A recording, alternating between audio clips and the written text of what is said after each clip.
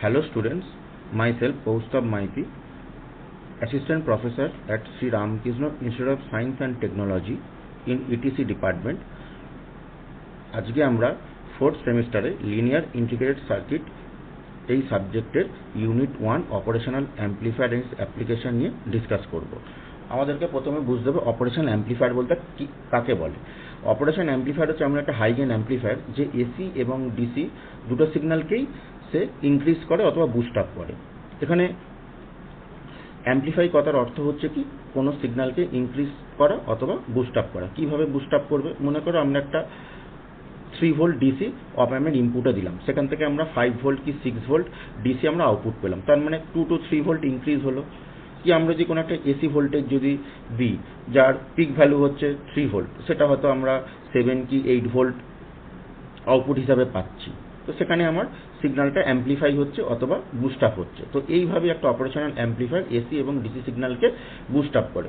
এবং এইটার নাম অপারেশনাল অ্যাম্পলিফায়ার কেন বলছে, শুধু অ্যাম্পলিফায়ারও তো বলতে পারতো।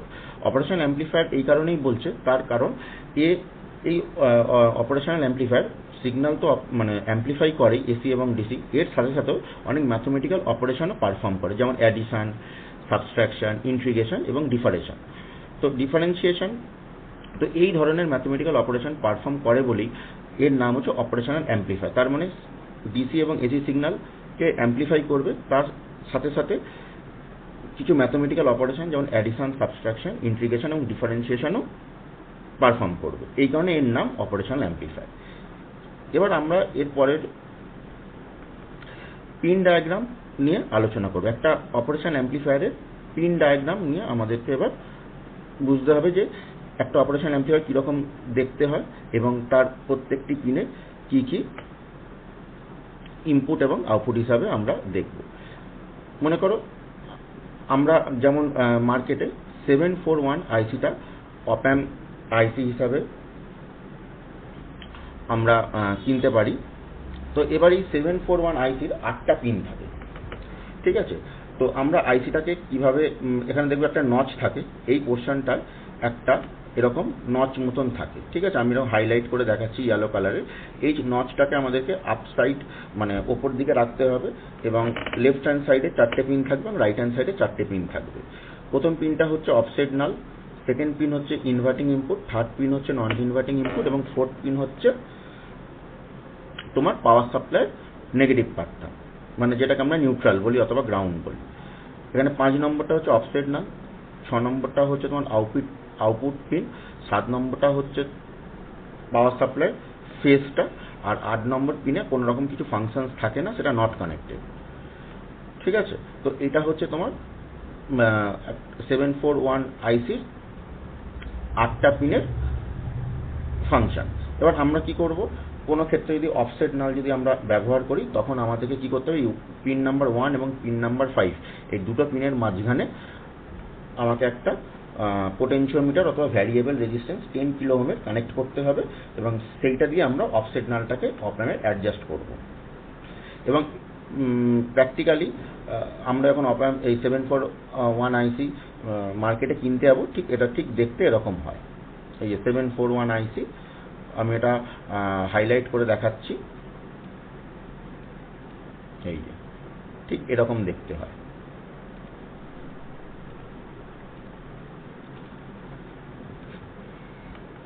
এরপরে আমরা যদি ইন্টারনাল স্ট্রাকচার যদি দেখি, ইন্টারনাল স্ট্রাকচারের ক্ষেত্রে এই রকম দেখতে হয়।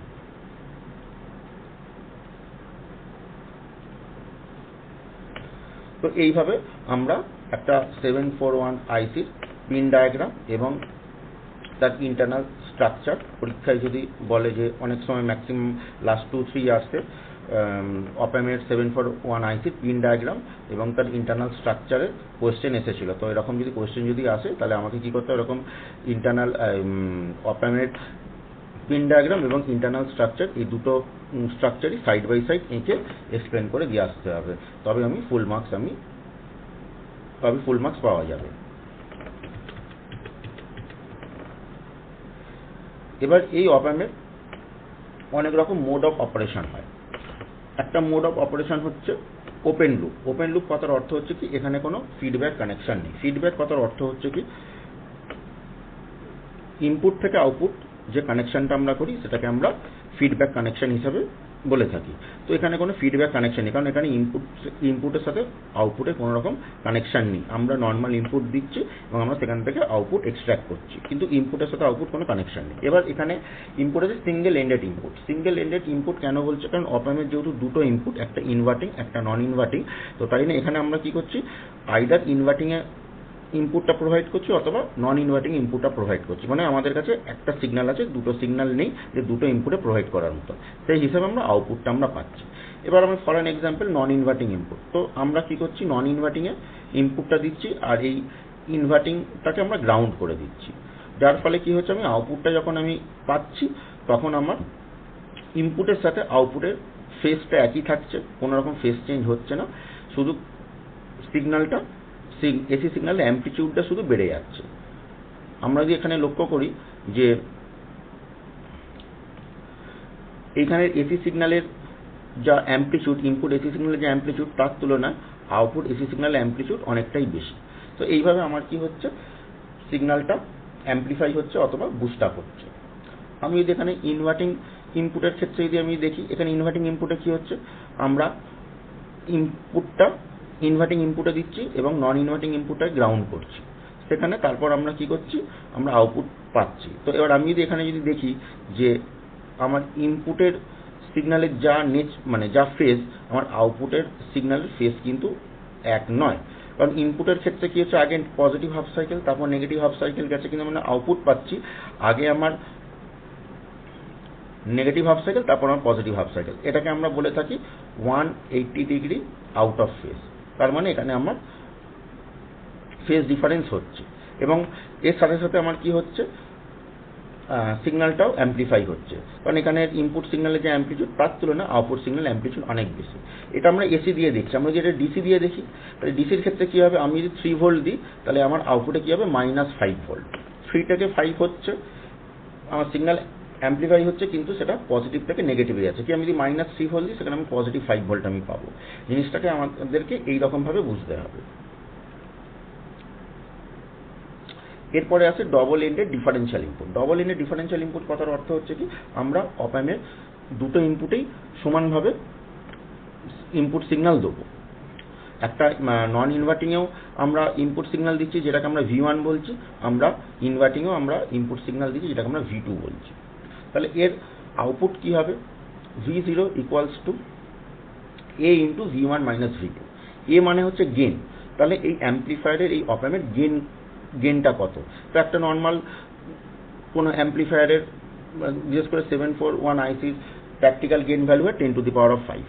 তো সেই গেন ভ্যালুটা হবে 10⁵ ইন্টু মানে মাল্টিপ্লিকেশন V1 - V2। তার মানে non inverting volt input minus inverting input. তার মানে আমাকে নন ইনভার্টিংয়ে ইনপুটে যা সিগন্যাল দিচ্ছি, সাপোজ ফর এক্সাম্পল 10 ভোল্ট দিচ্ছি, কি ইনভার্টিংয়ে আমি 4 ভোল্ট দিচ্ছি, তাহলে 10 - 4 মানে 6 ভোল্ট। তাহলে 6 ভোল্টটা হচ্ছে অ্যাকচুয়াল এই অপ অ্যাম্পের ইনপুট। এই 6 ভোল্টের বেসিসেই আমি আউটপুটটা আমি পাবো। আর একটা হয় সেটা হচ্ছে কমন মোড। কমন মোড কথার অর্থ হচ্ছে কি, একটা অপ অ্যাম্পের ইনভার্টিং এবং নন ইনভার্টিং এই দুটো ইনপুটেই আমি সেম ভোল্টেজ অ্যাপ্লাই করছি। ফর অ্যান এক্সাম্পল আমি নন ইনভার্টিংও 9 ভোল্ট দিচ্ছি, ইনভার্টিংও 9 ভোল্ট দিচ্ছি। তাহলে কি হবে, তো নর্মাল কি হয়, ডিফারেন্সিয়াল যদি ইনপুট হয় তাহলে 9 - 9 0 হয়ে যাওয়ার কথা, কিন্তু এখানে 0 হবে না। এখানে যেহেতু আমি দুটোতেই যেহেতু আমি সেম সাপ্লাই থেকে মানে সেম সোর্স থেকে আমি সাপ্লাই যেহেতু দিচ্ছি বলে এখানে আমার হবে আউটপুট = AC.VC। এসি হচ্ছে কমন মোড গেন, ভিসি হচ্ছে কমন মোড ইনপুট ভোল্টেজ। তো ভিসির ভ্যালু কি হবে, V1 + V2/2। তার মানে আমার নন ইনভার্টিংও আমি 9 ভোল্ট দিচ্ছি, ইনভার্টিংও আমি 9 ভোল্ট দিচ্ছি, তাহলে 9 + 9 18/2, সেই 9ই আসছে। তাহলে আমার ইনপুট ভোল্টেজ হবে 9। তো সেই 9 ভোল্টের উপরে নির্ভর করে আমার আউটপুটটা জেনারেট হবে।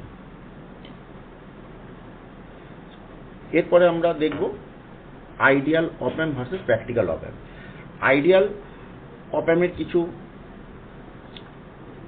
ভ্যালু হয়, প্র্যাকটিক্যাল অপ অ্যাম্পের কিছু ভ্যালু হয়। প্রথমে আমাদেরকে প্যারামিটারগুলোকে ভাগ করে নিতে হবে, কারণ আমি জানি আমার এই অপারেশনাল অ্যাম্পলিফায়ার এসি এবং ডিসি দুটো ভোল্টেজকেই অ্যাম্পলিফাই করতে পারে।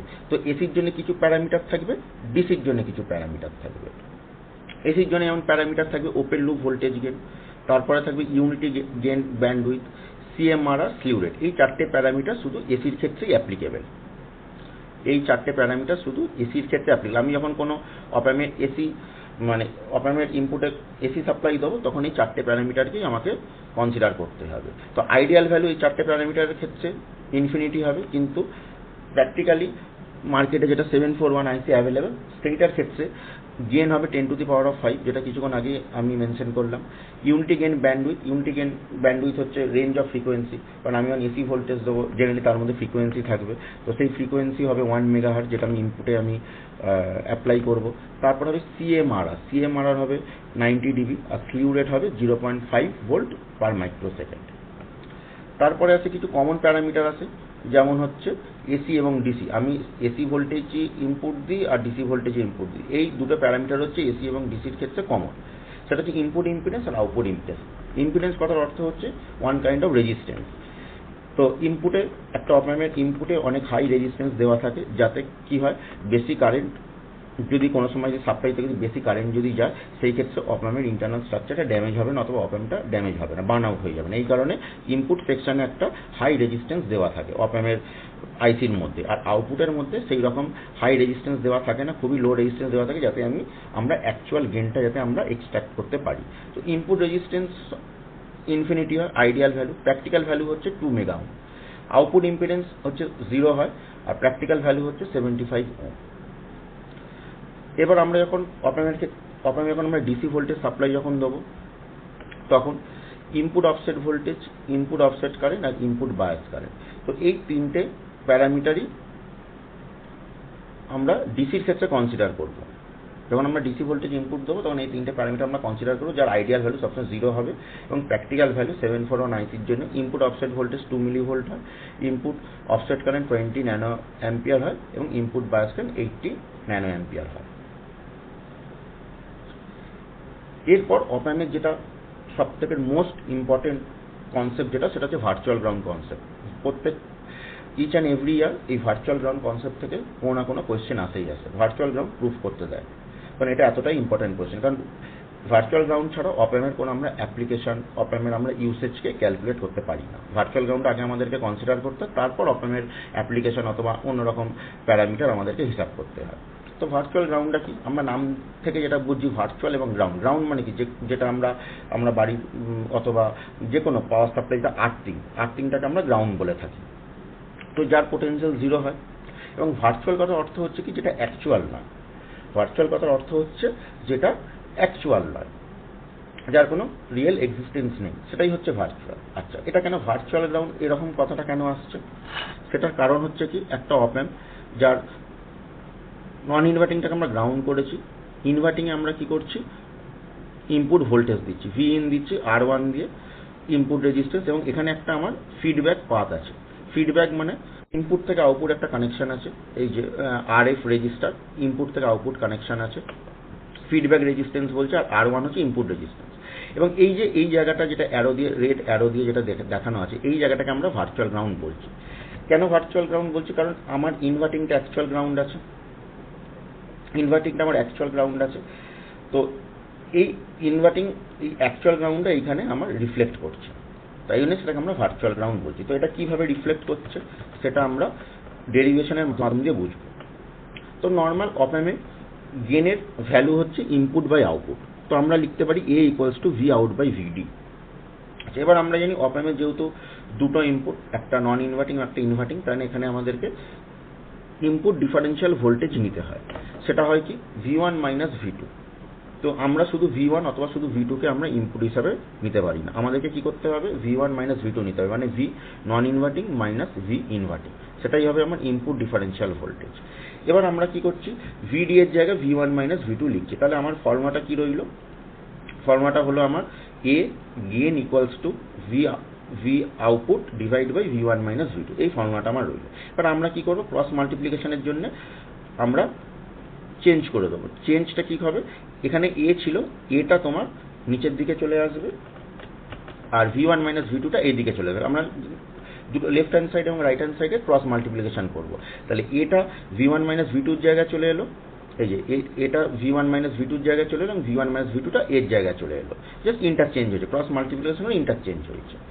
এবার আমরা জানি যে একটা অপ অ্যাম্পের গেন ইনফিনিটি হয় আইডিয়াল কেস, এবং প্র্যাকটিক্যাল কেসেও সেটা 10⁵ হয়, যেটা যথেষ্টই বেশি, ইনফিনিটি না হলেও যার ভ্যালু অনেকটাই হাই। ঠিক আছে, তো এবার একটা অপ অ্যাম্পের ক্ষেত্রে নর্মালি আউটপুট যদি 10 ভোল্ট 15 ভোল্ট হয়, সেই তুলনায় 10⁵ অনেকটাই বেশি। তো যখন আমরা কি করি, কোনো স্মলেস্ট নাম্বারকে যখন বিগেস্ট নাম্বার যখন ডিভাইড করে তখন আমার 0 আসে। আর আইডিয়াল কেসেও আমার যেহেতু অপ অ্যাম্পের গেনের ভ্যালুটা যেহেতু ইনফিনিটি, তো কোনো নাম্বারকে ইনফিনিটি দিয়ে ডিভাইড করলেও 0ই আসবে। তো তাই জন্য আমরা কি করতে পারি, আমরা V1 minus V2 equals to V0 by infinity equals to 0 লিখতে পারি। তার মানে আমার এসে গেল V1 minus V2 equals to 0, এই জিনিসটা আমার চলে আসবে। আর এই জিনিসটা আমার যখন আসবে তখন আমরা কি করব, মাইনাস V2টা এই 0-র দিকে চলে আসবে, তাহলে V1 মাইনাস V2 চলে এলো। তাহলে অ্যাকচুয়াল ফর্মুলা হয়ে যাবে V1 মাইনাস V2। এটাই হচ্ছে ভার্চুয়াল গ্রাউন্ড, কারণ এই জায়গাটা ছিল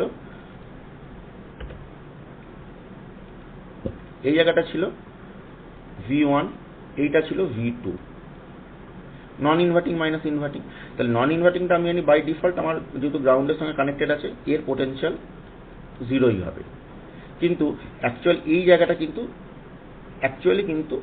0 হয় না, কারণ এখানে আমার ভোল্টেজ আমার যাচ্ছে। কিন্তু যেহেতু আমার এখানে ম্যাথমেটিক্যালি V1 মাইনাস V2 আসছে, তো V2টা আমার অ্যাকচুয়াল গ্রাউন্ড আমি বলতে পারি না, তাই জন্য এটাকে আমরা ভার্চুয়াল গ্রাউন্ড বলবো। কারণ আমরা ম্যাথমেটিক্যাল ডেরিভেশনটাকে আমরা নেগলেক্ট করতে পারি না, সেটাকে আমাকে কনসিডার করতে হয়। তো তাই জন্য আমরা এটাকে ভার্চুয়াল গ্রাউন্ড বলবো। অ্যাকচুয়ালি এটা গ্রাউন্ড না, but it is virtually ground. তো V1 ইকুয়ালস টু 0 এটা হচ্ছে আমার অ্যাকচুয়াল গ্রাউন্ড, কিন্তু V2 ইকুয়ালস টু 0 এটা হচ্ছে অ্যাকচুয়ালি গ্রাউন্ড নয়, কিন্তু এটা হচ্ছে ভার্চুয়াল গ্রাউন্ড। এই কারণে আমরা ভার্চুয়াল গ্রাউন্ড কনসেপ্টটা আমার এসছে। তাহলে V1 এর যাই ভ্যালু থাকুক না কেন, V1 এর আজকে এটা 0 আছে, এখানে যদি V1 এ যদি আমি কোনো পাওয়ার সাপ্লাই যদি দিই, কোনো ভোল্টেজ যদি দিই, তাহলে তার ভ্যালু যদি K হয়, তাহলে V2টাও আমার K হবে। তো এইভাবে আমরা ভার্চুয়াল গ্রাউন্ড কনসেপ্টকে আমরা ম্যাথমেটিক্যালি ডিরাইভ করতে পারি। আজকের জন্য এখানেই আমরা সেশনটাকে এন্ড করছি।